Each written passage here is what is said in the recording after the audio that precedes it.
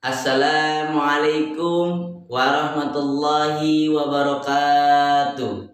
Alhamdulillah. Alhamdulillahilladzi ja'ala maqalama lil kitabah wal kitaba lil ma'rifah wal ma'rifah lil qiraah wal qiraah lil ibadah wal ibadah lillahi ta'ala. Rabbi shrah li sadri wa yassir li amri wahlul 'uqdatam min lisani yafqahu qawli. Amma ba'du. Yang terhormat dosen pengampu Pak Ahmad Fadil LCM Hum, semoga Allah memberikan kesehatan kepada beliau. Saya Bagas Sulianto, NIM 2015-30014, kelas PMI 2A, ingin mempresentasikan esai yang telah saya kerjakan, yaitu esai 1, 2, dan 3. Baik, di esai pertama saya akan mempresentasikan yang berjudul Filsafat Pendidikan Pragmatisme. Filsafat pendidikan pragmatisme, tahukah Anda tentang filsafat pendidikan? Nah, di sini banyak para ahli yang mendefinisikan tentang pengertian filsafat pendidikan. Menurut Al-Saibani, filsafat pendidikan adalah aktivitas pikiran kita yang teratur, yang menjelaskan filsafat sebagai untuk mengatur, menyelesaikan dan memadukan proses pendidikan. Artinya, filsafat pendidikan dapat menjelaskan nilai-nilai dan maklumat-maklumat yang diupayakan untuk pengalaman kemanusiaan, merupakan faktor yang integral. Filsafat pendidikan juga bisa didefinisikan sebagai kaidah filosofi dalam bidang pendidikan yang menggambarkan aspek-aspek pelaksanaan filsafat umum dan menitik beratkan pada pelaksanaan prinsip-prinsip dan kepercayaan yang menjadi dasar dari filsafat umum dalam upaya memecahkan persoalan-persoalan pendidikan secara praktis. Menurut John Dewey, filsafat pendidikan merupakan suatu pembentuk kemampuan dasar fundamental baik yang menyangkut daya pikiran maupun daya perasaan emosional menuju tabiat manusia. Keseluruhan masalah dipikirkan oleh filosofi tersebut merupakan suatu upaya untuk menumpukan hakikat masalah. Sedangkan suatu hakikat itu dapat dibakukan melalui proses kompromi. Menurut Imam Barnadi, filsafat pendidikan merupakan ilmu yang hakikatnya merupakan jawaban dari pertanyaan-pertanyaan bidang pendidikan. Menurut Burbanchev, filsafat pendidikan adalah seperti menaruh sebuah kereta di depan seekor kuda, dan filsafat dipandang sebagai bunga, bukan sebagai akar tunggal pendidikan. Jadi, dari uraian di atas dapat kita simpulkan bahwa pengertian dari filsafat pendidikan yaitu sebagai ilmu pengetahuan yang normatif dalam bidang pendidikan dengan merumuskan kaidah-kaidah norma-norma ada atau ukuran tingkah laku perbuatan yang sebenarnya dilaksanakan oleh manusia dalam hidup dan kehidupannya. Dan di sini kita akan membahas keterkaitan antara filsafat pendidikan dengan pragmatisme. Pragmatisme adalah aliran filsafat modern yang dilahirkan di Amerika abad 19 hingga abad 20. Sebuah versi menyebutkan jauh istilah pragmatis, pernah pula digunakan pragmatis guna menunjukkan pemikiran-pemikiran yang sedang berlaku dan ditetapkan sebagai maksud-maksud serta rencana-rencana menurut Kant. Prinsip tentang akal praktis dalam menjadi merintis jalan bagi pragmatisme. Filsafat ini cenderung lebih mengabaikan hal-hal yang bersifat metafisik tradisional dan lebih banyak terarah pada hal-hal pragmatis kehidupan. Dalam sejarah pragmatis lahir di tengah-tengah situasi sosial Amerika yang dilanda sebagai problem terkait dengan kuat dan masifnya urbanisasi dan industrialisasi. Berkait Perang Dunia Pertama dan korban sekitar 8,4 juta secara tidak langsung telah melahirkan dampak psikologis yang begitu meluas dan memicu serta berbagai perubahan-perubahan bangsa, khususnya para filsuf di dalam menyadari hidup dan kehidupan yang ada. Eropa abad pertengahan kehilangan utopia, hidup mulai dari moralitas serta spiritual atas nama nasionalisme dan demi mengejar keuntungan-keuntungan serta kebanggaan semu. Dunia yang selama ini beradab telah membuktikan diri hadir dunia yang penuh irasional, horor dan buta terhadap gagas-gagasan yang dibangunnya. Dalam kondisi seperti itulah pragmatisme kemudian lahir di Amerika. Aliran ini melahirkan beberapa nama yang cukup berpengaruh mulai Charles S. Peirce, William James, John Dewey, dan seorang pemikir yang juga cukup menonjol bersama George Herbert Mead. Bagaimana menurut pandangan metafisika tentang pragmatisme? Perlu diketahui bahwa filsafat pragmatisme secara umum dipandang berupaya mempengaruhi kritikaian, idealisme, dan empirisme, serta berupaya melakukan sintesis antara keduanya. Pragmatisme dan empirisme serta berupaya melakukan sintesis di antara keduanya. Pragmatisme mendasarkan dirinya pada metode filsafat memakai sebab-sebab praktis dari pikiran serta kepercayaan sebagai ukuran untuk menetapkan nilai kebenaran. Cukup sekian esai yang pertama. Adapun esai yang kedua yang dibuat oleh saya yaitu tidak perlu khawatir dalam kegagalan. Sebenarnya apa arti dari kegagalan? Kegagalan adalah keberhasilan yang tertunda.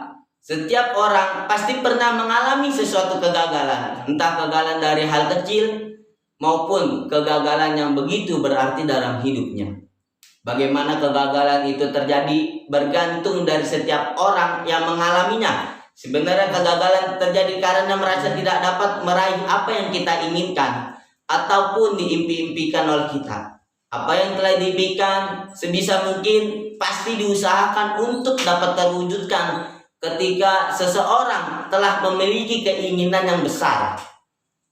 Setelah kita memiliki keinginan yang besar dan bertekad kuat untuk dapat mewujudkannya, berbagai cara dan usaha pasti akan kita lakukan. Akan tetapi kadang apa yang direncanakan atau kita usahakan yang telah dilakukan tidak menghasilkan hasil seperti yang diharapkan. Disinilah kegagalan mulai berawal. Banyak orang yang langsung putus asa ketika mengalami kegagalan. Tidak sedikit dari mereka langsung menyerah pada keadaan atau kegagalan yang mereka terima. Mereka merasa kecewa, namun tak mau mencari atau menerka lebih dalam mengapa mereka gagal. Mungkin kebanyakan orang tidak dapat menyerap hikmah dari setiap kegagalan yang didalami. Sebenarnya kegagalan dapat menjadi momen yang tepat di mana seseorang dapat merenungkan kembali tujuan awal, melihat di sekeliling dan memutuskan alasan mengapa kita tidak boleh menyerah. Kegagalan dapat melatih kesabaran dalam diri, namun jangan terlalu memendam kesalahan atau kemarahan sendiri. Ingat, manjada wajada, kita harus berusaha karena kegagalan adalah keberhasilan yang tertunda. Untuk dapat mengambil hikmah dari setiap kegagalan, salah satunya adalah dengan jangan berusaha mencari hal-hal untuk dijadikan alasan kegagalan yang dialami. Sekali kita menjadi hal-hal tersebut sebagai alasan kegagalan, maka itu akan menjadi bagian dalam diri. Jika ingin melampiaskan emosi, lampiaskan saja, tentunya dalam batas-batas wajar. Mungkin ingin melampiaskan dengan menangis, menangislah. Namun cukup sampai di situ karena masa depan yang sangat cerah masih menanti. Bangkit dan berjalanlah kembali. Sebenarnya kegagalan dialami dapat mengoptimalkan potensi dalam diri. Semakin sering mengalami kegagalan, otak kita akan semakin dilatih untuk menghadapi permasalahan. Dan bagaimana mencari jalan keluar? Saya meyakini bahwa setiap orang memiliki potensi diri yang lebih sangat besar. Dengan keunikannya masing-masing, kita dapat mengetahui potensi yang kita miliki hanya dengan keberanian menghadapi masalah. Bersyukurlah kita jika mengalami kegagalan atau kemalangan, karena dengan kegagalan sedang disiapkan untuk meraih kesuksesan yang lebih besar. Kita akan dilatih untuk menjadi seseorang yang lebih kuat sebelumnya. Baik, itulah presentasi esai kedua saya. Saya akan melanjutkan esai ketiga saya.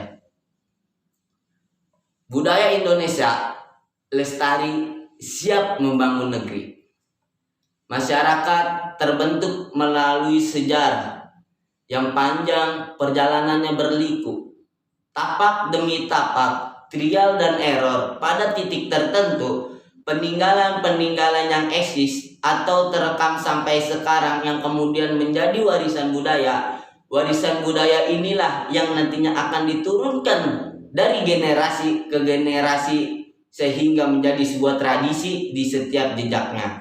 Begitu pula dengan tradisi di negara Indonesia yang sangat banyak memiliki warisan budaya yang terdapat di setiap daerahnya oleh peninggalan para leluhur. Hal ini salah satunya karena letak Indonesia sangatlah strategis dan dahulunya menjadi alur perdagangan internasional. Indonesia merupakan suatu negara yang sangat kaya akan keanekaragaman budaya. Hal ini dikarenakan Indonesia terdiri dari berbagai suku bangsa, di mana masing-masing suku bangsa terdapat memiliki perbedaan dan keunikan, baik dari segi bahasa daerah, segi adat istiadat, kebiasaan, dan berbagai hal yang memperkaya keanekaragaman dari budaya Indonesia itu sendiri. Khususnya Pulau Bali, budayanya yang sangat indah dan mampu membuat negara lain terkesima akan tradisi dan budaya Bali. Budaya merupakan seperangkat nilai-nilai inti kepercayaan, standar pengetahuan moral hukum dan perilaku yang disampaikan oleh individu-individu dan masyarakat, yang menentukan bagaimana seorang bertindak, berperasaan, dan memandang dirinya serta orang lain. Pendapat ini ditemukan oleh Mitchell, artinya sebuah perilaku akan tindakan untuk dirinya atau orang lain akan didasari dengan sebuah pengetahuan atau tindakan, kepercayaan atau moral yang sesuai dengan hukum. Dengan kata lain, segala tindakan yang kita lakukan harus sesuai dengan akal sehat dan mengikuti aturan yang berlaku.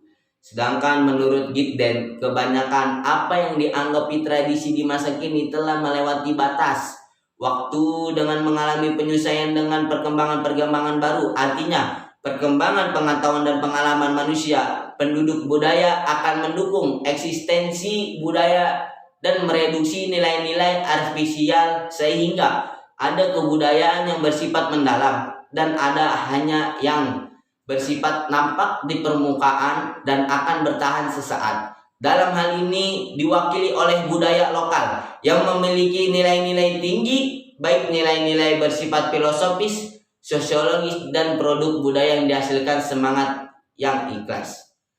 Cukup sekian presentasi esai saya dari 1 sampai 3. Bila ada kata-kata yang salah atau yang kurang enak atau ada tulisan yang kurang pas, itu datangnya dari saya.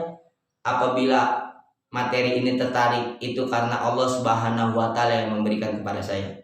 Wabillahi taufiq wal hidayah. Wassalamualaikum warahmatullahi wabarakatuh.